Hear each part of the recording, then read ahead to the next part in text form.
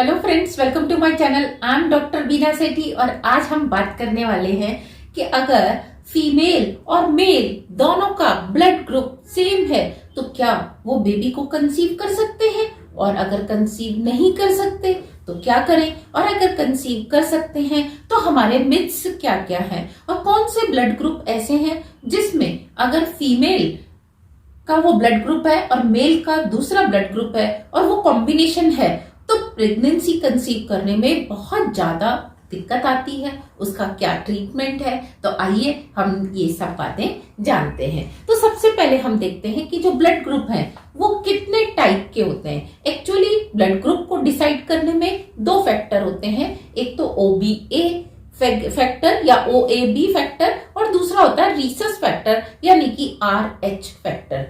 तो OBA या OAB gene से जब हम देखते हैं तो आपका जो ब्लड ग्रुप है वो O भी हो सकता है, वो A भी हो सकता है, B हो सकता है या AB, यानी कि 4 टाइप का हो सकता है। लेकिन अगर रीसस फैक्टर को इसके साथ जोड़ दिया जाए, जो कि रेड ब्लड सेल्स, जो लाल रक्त की कणिकाएं हैं, उनकी मेम्ब्रेन के आउटर साइड पे होता है रीसस फैक्टर, एक स्पेशल टाइप का प्रोटीन होता है। अगर वो प्रेजेंट होता है तो हम बोलते हैं RH पॉजिटिव, और अगर वो प्रेजेंट नहीं है तो हम उसको कहते हैं RH नेगेटिव। तो इन दोनों के कॉम्बिनेशन से आपको 8 डिफरेंट टाइप के ब्लड ग्रुप्स मिलते हैं। कौन कौन से? O positive, O negative, A positive, A negative, B positive, B negative और AB positive and AB negative. ये 8 टाइप के ब्लड ग्रुप होते हैं। और अगर मम्मी और पापा दोनों का ब्लड ग्रुप सेम है तो this is the matter of happiness. इसमें आपको कोई टेंशन लेने की बात नहीं है, क्योंकि जब दोनों का ब्लड ग्रुप सेम होता है तो इनकम्पैटिबिलिटी का कोई चांस ही नहीं होता और बेबी हेल्दी होता है। बेबी को जॉन्डिस होने का कोई चांस नहीं होता। मदर को डिलीवरी के बाद और डिलीवरी से पहले जो दिक्कत है वो कम से कम आती है।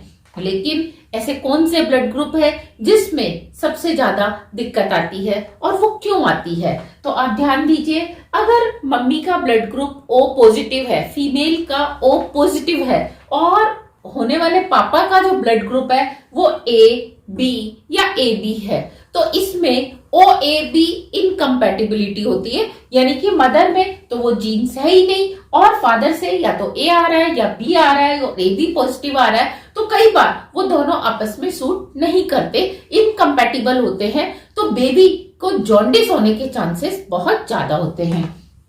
इसी तरीके से इससे भी ज्यादा जो दिक्कत आती है वो तब आती है जब मदर का नेगेटिव है ब्लड ग्रुप, यानी कि रीसस फैक्टर नेगेटिव है, उसमें वो प्रोटीन नहीं है, लेकिन फादर का पॉजिटिव है। तो ऐसे केसेस में हम क्या देखते हैं, जो पहली प्रेगनेंसी है उसमें इतनी ज्यादा दिक्कत नहीं आती, लेकिन जैसे जैसे आपकी सक्सेसिव प्रेगनेंसी होती है, यानी कि सेकेंड, थर्ड, अगर आपका पहला अबॉर्शन हो गया तो सेकेंड टाइम अगर आप वापस कंसीव कर रहे हैं तो आपको दिक्कत पहले के कंपैरिजन में ज्यादा आएगी, और अगर आप थर्ड टाइम कंसीव कर रहे हैं तो पहले 2 के कंपैरिजन में थर्ड टाइम पे आपको प्रॉब्लम और आपके बेबी को प्रॉब्लम ज्यादा आती है। तो अगर मदर का O नेगेटिव है तो आप देखेंगे आपको जो दिक्कत है वो ज्यादा आती है।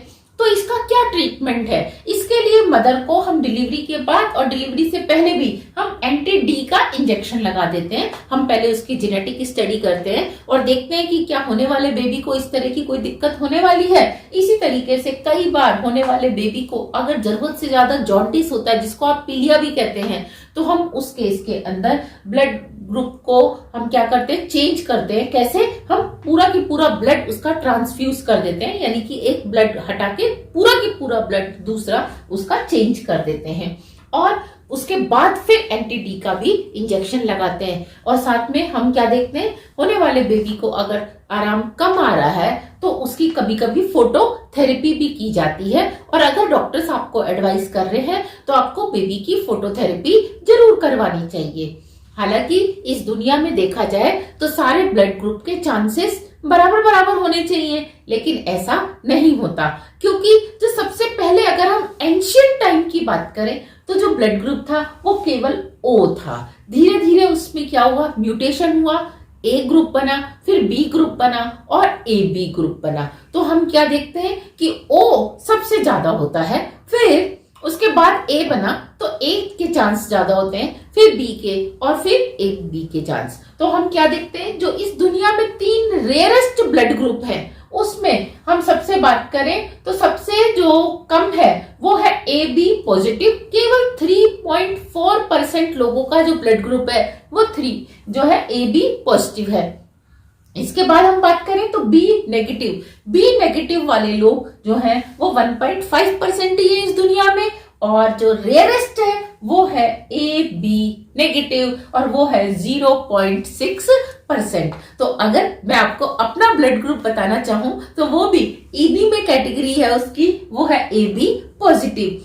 ऐसे लोगों को बड़ा ध्यान रखना पड़ता है। और मैं आपको कहूंगी कि अगर आप कंसीव कर रहे हैं और आपका blood group A B positive है तो आप अपने नियर बाई में ऐसे लोगों की लिस्ट बना के रखिए जिनका blood group A B positive है, और अगर आपको जरूरत पड़े तो वो आपको डोनेट कर सके। इसी तरीके से इनमें से आपका कोई भी ब्लड ग्रुप है तो आपको कंसीव करते समय उससे पहले आपको एक लिस्ट जरूर रखनी चाहिए कि आपकी फैमिली में, आपके फ्रेंड सर्किल में, आपके नियर बाई ब्लड डोनेशन जो कैंप्स हैं, जो बैंक है, ब्लड बैंक है, उनमें आपका जो ब्लड ग्रुप है वो होना चाहिए, क्योंकि कभी कभी कॉम्प्लिकेशंस बढ़ जाती हैं। तो हमेशा होमवर्क करके रखने में ही आपकी समझदारी होती है। तो आज के इस वीडियो में हमने देखा कि अगर मम्मी पापा का सेम ब्लड ग्रुप होता है तो दिक्कत नहीं होती, लेकिन अगर मदर का ओ नेगेटिव है, ओ पॉजिटिव है उसका या ओ नेगेटिव है, तो इन केसेस में कभी कभी थोड़ी सी दिक्कत आ जाती है जो कि सक्सेसिव प्रेगनेंसी के साथ बढ़ती जाती है। तो आपने